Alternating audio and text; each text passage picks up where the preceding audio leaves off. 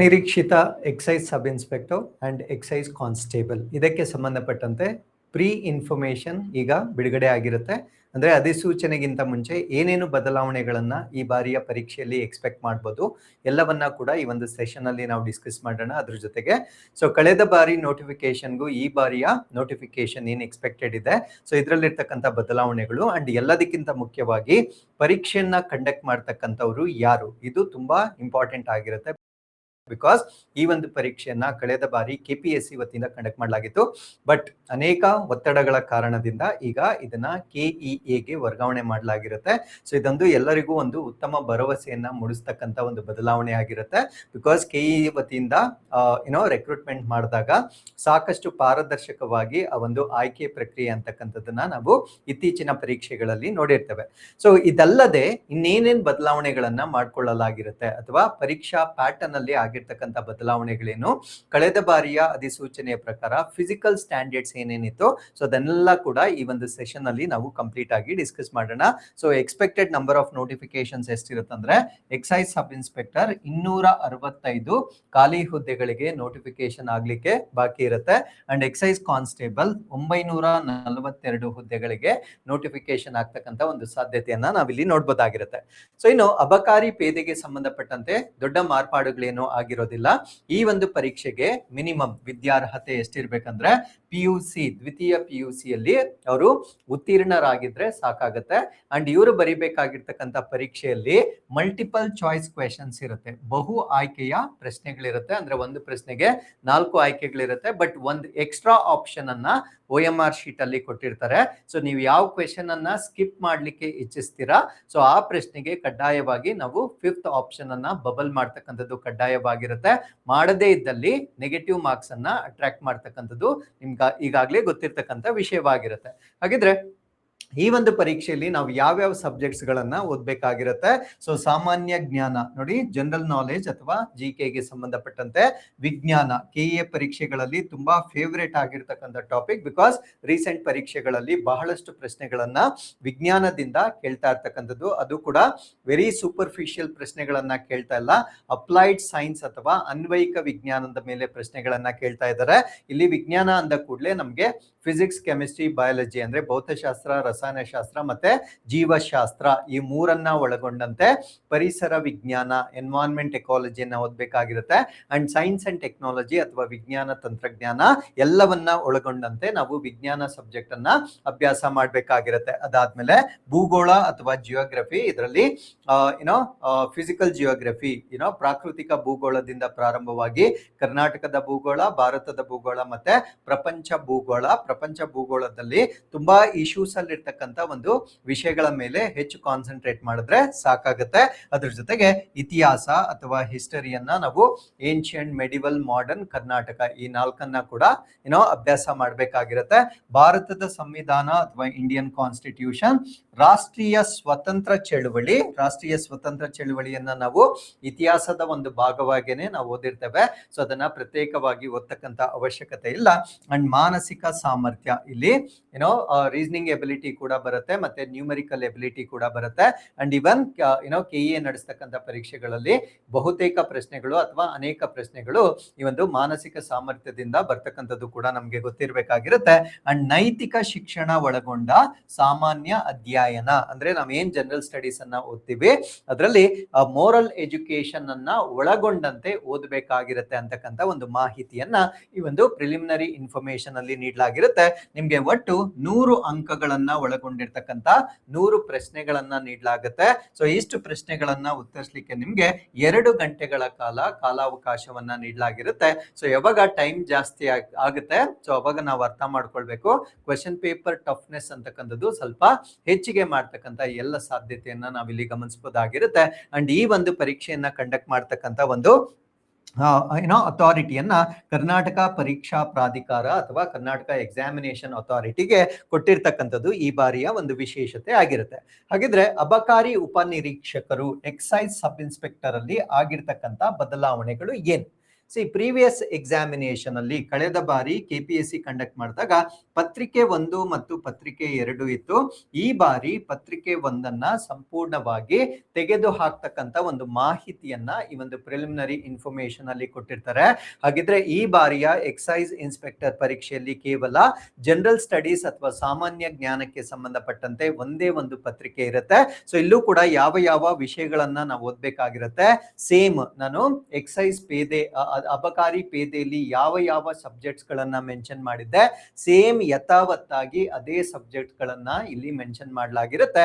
So ಇದು ಕೂಡ 100 ಪ್ರಶ್ನೆಗಳನ್ನ ಒಳಗೊಂಡಿರ್ತಕ್ಕಂಥ ಅಥವಾ 100 ಅಂಕಗಳನ್ನ ಒಳಗೊಂಡಿರ್ತಕ್ಕಂಥ 2 ಗಂಟೆಗಳ ಪರೀಕ್ಷೆ. ಇಲ್ಲಿ ನೋಡಿ, ಅಗೇನ್ 2 hours ಆಫ್ ಎಕ್ಸಾಮಿನೇಷನ್ ಇರುತ್ತೆ. ಸೊ ಕಳೆದ ಬಾರಿ 90 minutes ಇತ್ತು, 150 ಮಾರ್ಕ್ಸ್ ಇತ್ತು. ಐ ಮೀನ್ ಟು ಸೇ ಪ್ರತಿ ಪ್ರಶ್ನೆಗೆ 1.5 ಅಂಕಗಳನ್ನ ಕೊಡ್ತಾ ಇದ್ರು. ಬಟ್ ಈ ಬಾರಿಯ ಬದಲಾವಣೆ ಏನು ಅಂದ್ರೆ 100 ಪ್ರಶ್ನೆಗಳಲ್ಲಿ ಯಾವುದೇ ಬದಲಾವಣೆ ಇಲ್ಲ. ಬಟ್ ಪ್ರತಿಯೊಂದು ಸರಿ ಉತ್ತರಕ್ಕೆ ನಿಮ್ಗೆ 1 ಅಂಕವನ್ನ ನೀಡಲಾಗುತ್ತೆ. ಅಂಡ್ ಪರೀಕ್ಷಾ ಸಮಯವನ್ನ 90 ನಿಮಿಷದಿಂದ 120 ನಿಮಿಷಕ್ಕೆ ಹೆಚ್ಚು ಮಾಡಲಾಗಿರುತ್ತೆ.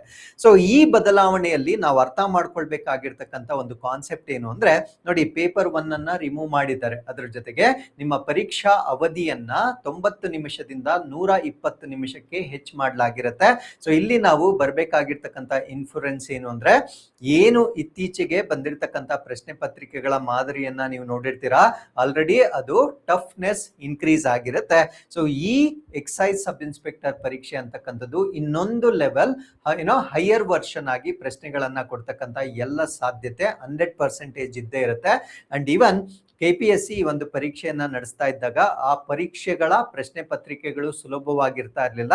ಹೆಚ್ಚು ಈ ಸ್ಟೇಟ್ಮೆಂಟ್ ಆಧಾರಿತ ಪ್ರಶ್ನೆಗಳನ್ನೇ ನೀಡ್ತಾ ಇದ್ರು.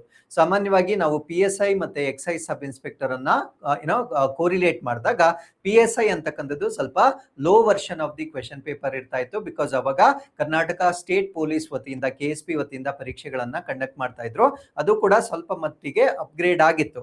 ಬಟ್ ಅದೇ ಸಮಯದಲ್ಲಿ ಎಕ್ಸೈಸ್ ಇನ್ಸ್ಪೆಕ್ಟರ್ ಅನ್ನ ಪರೀಕ್ಷೆಯನ್ನ ಏನು KPSC ವತಿಯಿಂದ ಮಾಡ್ತಾ ಇದ್ರು, ಅವಾಗ PSI ಪೇಪರ್ ಅನ್ನ ಮತ್ತೆ ಎಕ್ಸೈಸ್ ಸಬ್ ಇನ್ಸ್ಪೆಕ್ಟರ್ ಪೇಪರ್ ಅನ್ನ ನಾವು ನೋಡಿದಾಗ ಎಕ್ಸೈಸ್ ಸಬ್ ಇನ್ಸ್ಪೆಕ್ಟರ್ ಪೇಪರ್ ಅಂತಕ್ಕಂಥದ್ದು ಒಂದು 10 times ಆದ್ರೂ ಟಫ್ನೆಸ್ PSI ಪೇಪರ್ ಗಿಂತ ಜಾಸ್ತಿ ಇತ್ತು. ಅಂಡ್ ಈ ಬಾರಿ ಎಕ್ಸಾಮ್ ನಡೆಸ್ತಾ ಇರ್ತಕ್ಕಂಥದ್ದು KEA. Of course question paper toughness naturally ಜಾಸ್ತಿ ಆಗಿರುತ್ತೆ. ಅದರ ಜೊತೆಗೆ ಈ ಎಲ್ಲಾ ಮಾರ್ಪಾಡುಗಳನ್ನ ಮಾಡಿಕೊಂಡಿರುವ ಕಾರಣದಿಂದ ಸೊ ಇದು ಇನ್ ಸ್ವಲ್ಪ ಹೆಚ್ಚು ಟಫ್ನೆಸ್ ಆಗ್ತಕ್ಕಂಥ ಎಲ್ಲ ಸಾಧ್ಯತೆ ಇರುತ್ತೆ. ಇದೆಲ್ಲದನ್ನ ಒಳಗೊಂಡಂತೆ ಈ ಏಜ್ ಅನ್ನ ಅಥವಾ ವಯೋಮಿತಿಯನ್ನ 5 ವರ್ಷಗಳ ಸಡಿಲಿಕೆ ಮಾಡಿರ್ತಕ್ಕಂಥದ್ದು ಕೂಡ ಹೆಚ್ಚಿನ ಅರ್ಜಿಗಳನ್ನ ಎಕ್ಸ್ಪೆಕ್ಟ್ ಮಾಡತಕ್ಕಂಥ ಒಂದು ಸಾಧ್ಯತೆ ಇರುತ್ತೆ. ಇವೆಲ್ಲ ಕಾರಣಗಳಿಂದ even the toughness of the question paper might increase a bit. ಅದರಿಂದ ನಿಮ್ಮ ಒಂದು ತಯಾರಿ ಕೇವಲ ಸ್ಟ್ಯಾಟಿಕ್ ರೀತಿಯಲ್ಲಿ ಓದುವುದಕ್ಕಿಂತ ಕಾನ್ಸೆಪ್ಚುಯಲಿ ಓದುವುದನ್ನ ನೀವು ಅಭ್ಯಾಸ ಮಾಡ್ಕೊಳ್ಬೇಕಾಗಿರುತ್ತೆ. ಬಿಕಾಸ್ ಬಹುತೇಕ ಪ್ರಶ್ನೆಗಳನ್ನ ನಾವು ಆನ್ಸರ್ ಮಾಡಬೇಕಾಗಿದ್ರೆ ಕೇವಲ ಸ್ಟ್ಯಾಟಿಕ್ ಇನ್ಫಾರ್ಮೇಶನ್ ಗೊತ್ತಿದ್ರೆ ಸಾಕಾಗೋದಿಲ್ಲ. ಕಾನ್ಸೆಪ್ಚುಯಲಿ ನನಗೆ ಕ್ಲಾರಿಟಿ ಇದ್ದಾಗ ಮಾತ್ರ ನನಗೆ ಆನ್ಸರ್ಸ್ ಅನ್ನ ಮಾಡ್ಲಿಕ್ಕೆ ಸುಲಭವಾಗುತ್ತೆ. ಸೊ ಆ ಒಂದು ಕನ್ವರ್ಷನ್ ಅಥವಾ ಟ್ರಾನ್ಸ್ಫಾರ್ಮೇಶನ್ ಅನ್ನ ನೀವು ಮಾಡಿಕೊಂಡು ಕಲಿತಕ್ಕಂಥದ್ದು ಈಗ ತುಂಬಾ ಸೂಕ್ತವಾಗಿರುತ್ತೆ. ಅಂಡ್ ಈ ಪರೀಕ್ಷೆಯನ್ನ ಕೂಡ ಕರ್ನಾಟಕ ಎಕ್ಸಾಮಿನೇಷನ್ ಅಥಾರಿಟಿ ವತಿಯಿಂದ ಕಂಡಕ್ಟ್ ಮಾಡಲಾಗುತ್ತೆ. ಅಂಡ್ ಪರೀಕ್ಷೆ ಆದ ನಂತರ ನಿಮ್ಗೆ ಫಿಸಿಕಲ್ ಟೆಸ್ಟ್ ಅನ್ನ ಮಾಡಲಾಗುತ್ತೆ. ಹಾಗಿದ್ರೆ ಫಿಸಿಕಲ್ ಸ್ಟ್ಯಾಂಡರ್ಡ್ಸ್ ಏನೇನಿರುತ್ತೆ ಅಂತ ನಾವಿಲ್ಲಿ ಚೆಕ್ ಮಾಡೋಣ. ಮೊದಲು ಪುರುಷರಿಗೆ ಇದ್ದಂತಹ ಫಿಸಿಕಲ್ ಟೆಸ್ಟ್ ಏನಿತ್ತು, ನಾನು ಹೇಳ್ತಾ ಇರ್ತಕ್ಕಂಥದ್ದು ಪ್ರೀವಿಯಸ್ಲಿ ಇದ್ದಂತಹದ್ದು. ಸೊ ಇದೇ ರೀತಿ ರಿಟೈನ್ ಮಾಡ್ಬೋದು ಅಥವಾ ಸ್ವಲ್ಪ ಮಾಡಿಫಿಕೇಶನ್ಸ್ ಕೂಡ ಮಾಡ್ಬೋದಾಗಿರುತ್ತೆ. ಬಟ್ ಕಳೆದ ನೋಟಿಫಿಕೇಶನ್ ಪ್ರಕಾರ ಫಿಸಿಕಲ್ ಸ್ಟ್ಯಾಂಡರ್ಡ್ಸ್ ಏನೇನಿತ್ತು ಅಂತ ನಾವು ನೋಡೋದಾದ್ರೆ 100 ಮೀಟರ್ ರನ್ನಿಂಗ್ ಅನ್ನ 15 ಸೆಕೆಂಡ್ ಅಲ್ಲಿ ಕಂಪ್ಲೀಟ್ ಮಾಡಬೇಕಾಗಿರುತ್ತೆ. ನೋಡಿ, ನಾನು ಹೇಳ್ತಾ ಇರ್ತಕ್ಕಂಥದ್ದು ಮೆನ್ಗೆ ಸಂಬಂಧಪಟ್ಟಂತೆ, ಪುರುಷರಿಗೆ ಸಂಬಂಧಪಟ್ಟಂತೆ ಅಪ್ಡೇಟ್ಸ್ ಅನ್ನ ನಾನು ಇಲ್ಲಿ ಹೇಳ್ತಾ ಇದ್ದೇನೆ. ಸೊ 100 ಮೀಟರ್ಸ್ ಅನ್ನ 15 ಸೆಕೆಂಡ್ ಅಲ್ಲಿ ಕಂಪ್ಲೀಟ್ ಮಾಡಬೇಕಾಗಿರುತ್ತೆ. 800 ಮೀಟರ್ಸ್ ಅನ್ನ 2 minutes 50 seconds ಗಳಲ್ಲಿ ಕಂಪ್ಲೀಟ್ ಮಾಡಬೇಕಾಗಿರುತ್ತೆ. ಲಾಂಗ್ ಜಂಪ್ ಅನ್ನ 3.8 ಮೀಟರ್ ವರೆಗೆ ಉದ್ದ ಜಿಗಿತ ಲಾಂಗ್ ಜಂಪ್ ಅನ್ನ ಮಾಡಬೇಕಾಗಿರುತ್ತೆ. ಹೈ ಜಂಪ್ ಅಥವಾ ಎತ್ತರ ಜಿಗಿತವಾದರೆ 1.2 ಮೀಟರ್ ಅಷ್ಟು ಎತ್ತರ ಜಿಗಿತ ಮಾಡಬೇಕಾಗಿರುತ್ತೆ. ಶಾರ್ಟ್ ಪುಟ್ ಅಥವಾ ಗುಂಡು ಎಸೆತ ಆದ್ರೆ 7.26 kg ಒಂದು ಶಾರ್ಟ್ ಪುಟ್ ಅನ್ನ ನೀವು 5.6 ಮೀಟರ್ ದೂರಕ್ಕೆ ನೀವು minimum ಎಸೆಯಬೇಕಾಗಿರುತ್ತೆ.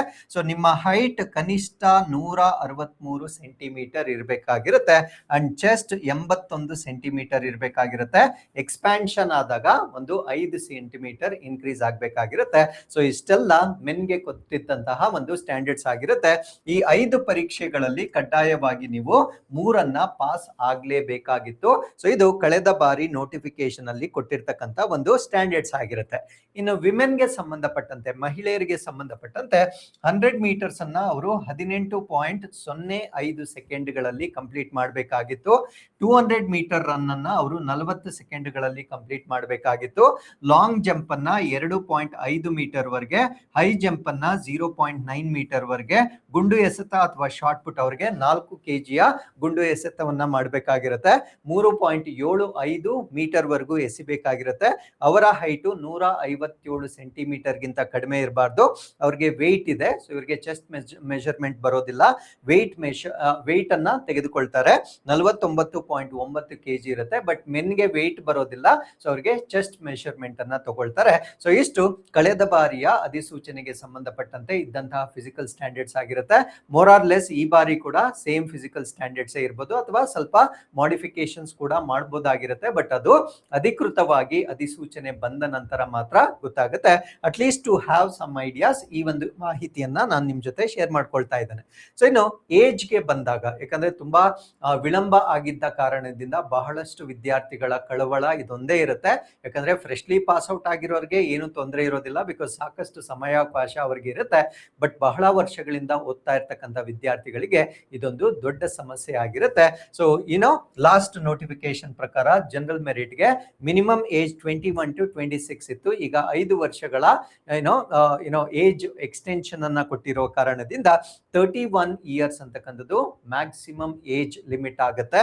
And 2A 2B 3A 3B 21 ಇಂದ 29 ಇತ್ತು. ಇವಾಗ 29 ಪ್ಲಸ್ 5 ಹಾಕೊಂಡ್ರೆ 34 ಇಯರ್ಸ್ ವರೆಗೂ ಮ್ಯಾಕ್ಸಿಮಮ್ ಏಜ್ ಲಿಮಿಟ್ ಇರುತ್ತೆ. ಅಂಡ್ ಕ್ಯಾಟಗರಿ 1 SC ST 21 ಇಂದ 31 ಇತ್ತು. 31ಗೆ ಇನ್ನೊಂದು 5 ಅನ್ನ ಆಡ್ ಮಾಡ್ಕೊಂಡ್ರೆ 36 ವರೆಗೂ ಯಾರ್ಯಾರಿಗೆ ವಯೋಮಿತಿಯಲ್ಲಿ ಬರ್ತಾರೆ ಅವರೆಲ್ಲ ಕೂಡ ಈ ಒಂದು ಪರೀಕ್ಷೆಗೆ ಅಪ್ಲೈ ಮಾಡ್ಲಿಕ್ಕೆ ಅವಕಾಶ ಇರುತ್ತೆ. ಹಾಗಿದ್ರೆ ಈ ಒಂದು ಪರೀಕ್ಷೆಗೆ ತರಬೇತಿಗೆ ಸಂಬಂಧಪಟ್ಟಂತೆ ಜ್ಞಾನಗಂಗೋತ್ರಿ ಸಂಸ್ಥೆ ವತಿಯಿಂದ ಇದೇ ತಿಂಗಳು 10ನೇ ತಾರೀಕಿನಿಂದ ಹೊಸ ಬ್ಯಾಚ್ ಅನ್ನ ಪ್ರಾರಂಭ ಮಾಡ್ತಾ ಇದ್ದೇವೆ. ಬೆಳಗ್ಗೆ 7:00 ಸಂಜೆ 6 ಗಂಟೆಯ ತನಕ ನಿಮ್ಗೆ ತರಗತಿಗಳಿರುತ್ತೆ. ಸೊ ಇದರಲ್ಲಿ ಈ ನೋಟಿಫಿಕೇಶನ್ ಅಲ್ಲಿ ಏನ್ ಮೆನ್ಷನ್ ಮಾಡಿದ್ದಾರೆ ಸಿಲೆಬಸ್ ಅನ್ನ, ಅದೇ ಸಿಲೆಬಸ್ ಅನ್ನ same depth as we analyse the trend of the examination ನಾವು ಅನಲೈಸ್ ಮಾಡೋದ್ರಿಂದ ಯಾವ ಒಂದು ಡೆಪ್ತ್ಗೆ ನೀವು ಓದ್ಬೇಕಾಗಿರುತ್ತೆ, not factually, you need to read conceptually. ಆ ಒಂದು ಆಧಾರದ ಮೇಲೆ ನಿಮ್ಗೆ ತರಗತಿಗಳಲ್ಲಿ ಹೇಳಿಕೊಡಲಾಗುತ್ತೆ. ಸೊ ಅದ್ರ ಜೊತೆಗೆ ನಿಮ್ಗೆ ಕಂಪ್ಲೀಟ್ ನೋಟ್ಸ್ ಅನ್ನ ಕೂಡ ನೀಡಲಾಗುತ್ತೆ. ಕನ್ನಡ ಆಗಿರ್ಬೋದು ಅಥವಾ ಇಂಗ್ಲಿಷ್ ಆಗಿರ್ಬೋದು, ವಿತ್ ಅಪ್ಡೇಟೆಡ್ ಕರೆಂಟ್ ಅಫೇರ್ಸ್ ಅನ್ನ ಒಳಗೊಂಡಂತೆ ನೋಟ್ಸ್ ಅನ್ನ ಕೂಡ ಸಂಪೂರ್ಣವಾಗಿ ನೀಡಲಾಗುತ್ತೆ. ಅಣುಕು ಪರೀಕ್ಷೆಗಳನ್ನ ಕೂಡ ನಿಮ್ಗೆ ಫ್ರೀಕ್ವೆಂಟ್ ಆಗಿ ಕಂಡಕ್ಟ್ ಮಾಡಲಾಗುತ್ತೆ. ಸೊ ಇವೆಲ್ಲ ತರಬೇತಿಯನ್ನ ಒಳಗೊಂಡಿರ್ತಕ್ಕಂಥ ಈ ಒಂದು ಪ್ರಕ್ರಿಯೆ ಇದೇ ತಿಂಗಳು ಅಂದ್ರೆ ನೆಕ್ಸ್ಟ್ 2 ಡೇಸ್ ಅಲ್ಲಿ ಪ್ರಾರಂಭವಾಗುತ್ತೆ. ಸೊ ಆನ್ಲೈನ್ ಅಥವಾ ಆಫ್ಲೈನ್ ಮುಖೇನ ನೀವು ಪಡೆದುಕೊಳ್ಬಹುದಾಗಿರುತ್ತೆ. ತರಗತಿಗಳು ಕನ್ನಡ ಮತ್ತು ಇಂಗ್ಲಿಷ್ 2 ಭಾಷೆಗಳಲ್ಲಿ ಇರುತ್ತೆ. ಸೊ ಸಪೋಸ್ ನೀವು ತರಗತಿಗಳಿಗೆ ಬರಲಿಕ್ಕೆ ಇಚ್ಛಿಸುತ್ತದೆ, ನನಗೆ ಸ್ಟಡಿ ಮಟೀರಿಯಲ್ ಇದ್ರೆ ಸಾಕು, ನಾನು ಸೆಲ್ಫ್ ಪ್ರಿಪರೇಷನ್ ಮಾಡ್ಕೊಳ್ತೀನಿ ಅಂತಕ್ಕಂಥ ವಿದ್ಯಾರ್ಥಿಗಳಿಗೆ ಜ್ಞಾನ ಸೇತು ಮೆಟೀರಿಯಲ್ ಅನ್ನ ಕೂಡ ನಾವು ರಿಲೀಸ್ ಮಾಡಿದ್ದೇವೆ. ಇದರಲ್ಲಿ ಟೋಟಲ್ 5 ಪುಸ್ತಕಗಳಿರುತ್ತೆ. ಸರಿಸುಮಾರು 2450 ಪುಟಗಳಲ್ಲಿ ಸಂಪೂರ್ಣ ಸಿಲೆಬಸ್ ಅನ್ನ ನಾವು ಕಂಪೈಲ್ ಮಾಡಿರ್ತೇವೆ. ಅಂಡ್ ಇತ್ತೀಚಿನ ಪರೀಕ್ಷೆಗಳಲ್ಲಿ ನಾವು ಪ್ರಶ್ನೆಗಳನ್ನ ನೋಡಿದಾಗ ಆ ಒಂದು ಟ್ರೆಂಡ್ಗೆ ಸಂಬಂಧಪಟ್ಟಂತೆ ನಮ್ಮ ಒಂದು ಮೆಟೀರಿಯಲ್ ಅನ್ನ ನಾವು ಡಿಸೈನ್ ಮಾಡಿರ್ತೇವೆ. ಅಂಡ್ ತುಂಬಾ ಸರಳವಾಗಿ ಓದ್ಲಿಕ್ಕೆ ಆಗುವ ರೀತಿಯಲ್ಲಿ ನಾವು ನೋಟ್ಸ್ ಅನ್ನ ಮಾಡಿರ್ತೇವೆ ಅಥವಾ ಪುಸ್ತಕಗಳನ್ನ ಮಾಡಿರ್ತೇವೆ. ಕೀ ಪಾಯಿಂಟ್ಸ್ ಏನೇನಿರುತ್ತೆ ಅದನ್ನೆಲ್ಲ ನಾವು ಆಲ್ರೆಡಿ ಬೋಲ್ಡ್ ಮಾಡಿರ್ತೇವೆ, ಅದನ್ನ ನೀವು ಕೂಡ ಹೈಲೈಟ್ ಮಾಡ್ಕೊಳ್ಬಹುದಾಗಿರುತ್ತೆ. ಜಿಯೋಗ್ರಫಿಗೆ ಸಂಬಂಧಪಟ್ಟಂತೆ, ಎನ್ವೈರನ್ಮೆಂಟ್ ಎಕಾಲಜಿಗೆ ಸಂಬಂಧಪಟ್ಟಂತೆ ಮ್ಯಾಪ್ ಗಳನ್ನ, ಟೇಬಲ್ ಗಳನ್ನ, ಇದನ್ನೆಲ್ಲ ತುಂಬಾ ಸ್ಪಷ್ಟವಾಗಿ ನೀಡಿರುವ ಕಾರಣದಿಂದ ನಿಮ್ಗೆ ಓದ್ಕೊಳ್ಳಿಕ್ಕೆ ತುಂಬಾ ಸುಲಭವಾಗುತ್ತೆ. ಅಂಡ್ ಮ್ಯಾಪ್ ಗಳನ್ನ ನೋಡಿದಾಗ ನಿಮ್ಮ ಮೆಮರಿ ಕೂಡ ತುಂಬಾ ಚೆನ್ನಾಗಿ ಇರುತ್ತೆ. ಸೊ ಇವೆಲ್ಲ ಇಂಗ್ರೀಡಿಯೆಂಟ್ಸ್ ಅನ್ನ ಒಳಗೊಂಡಂತೆ ನಾವು ಪುಸ್ತಕಗಳನ್ನ ಕೂಡ ರಿಲೀಸ್ ಮಾಡಿದ್ದೇವೆ. ಸೊ ಯಾರು ಯಾರಿಗೆ ಸೆಲ್ಫ್ ಸ್ಟಡಿ ಇಂಟ್ರೆಸ್ಟ್ ಇರುತ್ತೆ ಅವರು ಈ ಪುಸ್ತಕಗಳನ್ನ ಪಡೆಯಬಹುದಾಗಿರುತ್ತೆ. ಅಂಡ್ 10ನೇ ತಾರೀಕು ಲಾಂಚ್ ಆಗ್ತಕ್ಕಂಥ ಈ ಒಂದು ತರಗತಿಗಳಿಗೆ ಸಂಬಂಧಪಟ್ಟಂತೆ ಹೆಚ್ಚಿನ ಮಾಹಿತಿಯ ಅವಶ್ಯಕತೆ ಇದ್ದಲ್ಲಿ ಇಲ್ಲಿ ಕಾಣ್ತಾ ಇರ್ತಕ್ಕಂಥ ಸಂಖ್ಯೆಗಳಿಗೆ ನೀವು ಕರೆ ಮಾಡಬಹುದಾಗಿರುತ್ತೆ. ಸೊ ಈ ಸಂಖ್ಯೆಗಳಿಗೆ ಬೆಳಿಗ್ಗೆ 9 ಗಂಟೆಯಿಂದ ಸಂಜೆ 7 ಗಂಟೆಯವರೆಗೆ ಸೊ ನೀವು ಕಾಲ್ ಮಾಡಿದ್ರೆ ಯಾವುದೇ ರೀತಿಯ ಕೋರ್ಸ್ಗೆ ಸಂಬಂಧಪಟ್ಟಂತೆ ಮಾಹಿತಿಯನ್ನ ನೀವು ಪಡೆಯಬಹುದಾಗಿರುತ್ತೆ. ಸೊ ಇಷ್ಟು ಈ ಒಂದು ಅವಧಿಯ ಮಾಹಿತಿಯಾಗಿರುತ್ತೆ. ಸೊ ಓದ್ತಾ ಇರ್ತಕ್ಕಂಥ ಎಲ್ಲ ವಿದ್ಯಾರ್ಥಿಗಳಿಗೆ ಶುಭಾಶಯಗಳು. And always try to know the trend of the examination. ಕೇವಲ ಒಂದು ಪುಸ್ತಕವನ್ನ ತಗೊಂಡು ಅದರಿಂದ ಲೈನ್ 1 ಇಂದ ಲೈನ್ ಎಂಡ್ ವರೆಗೂ ಆಸ್ ಇಟ್ ಈಸ್ ಓದ್ತಕ್ಕಂಥದ್ದಲ್ಲ. So you should know where to emphasise, where not to emphasise. ಇದೆಲ್ಲ ಬಹಳ ಇಂಪಾರ್ಟೆಂಟ್ ಆಗಿರುತ್ತೆ. ಸೊ ಅದರಿಂದ proper guidance is very very essential to pass these examinations and we are there to guide you completely. So I hope to see you all in the classes. Thank you.